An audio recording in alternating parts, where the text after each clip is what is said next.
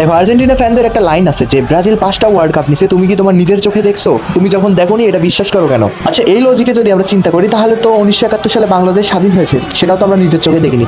তো আমরা কি এখন বিশ্বাস করবো যে বাংলাদেশ এখনো স্বাধীনতা অর্জন করেনি? ব্রাজিল নাকি তাদের বাপদাদার অর্জন নিয়ে গর্ব করে। তো হ্যাঁ, তোমাদের আর্জেন্টিনার বাপদাদারা সেই সময় কি করছিল? তারা কি কোনো অর্জন নিছিল?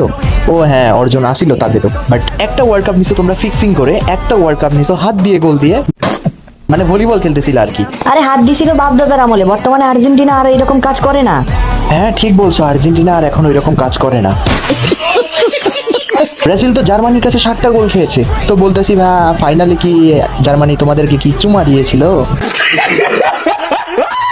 অ্যান্ড 2016-তে তো জার্মানিকে ডিফিট করে ব্রাজিল অলিম্পিকে গোল্ড মেডেল নেয়। আর যদি হিস্ট্রির কথা বলি তাহলে জার্মানি তো তোমাদেরকে আরো অনেক সুন্দরভাবে ডিফিট করে, তাও বড় বড় জায়গায়। এখন এসে 2022-এ এটা কোন দিক দিয়ে ফাউল ছিল আমাকে বলো তো?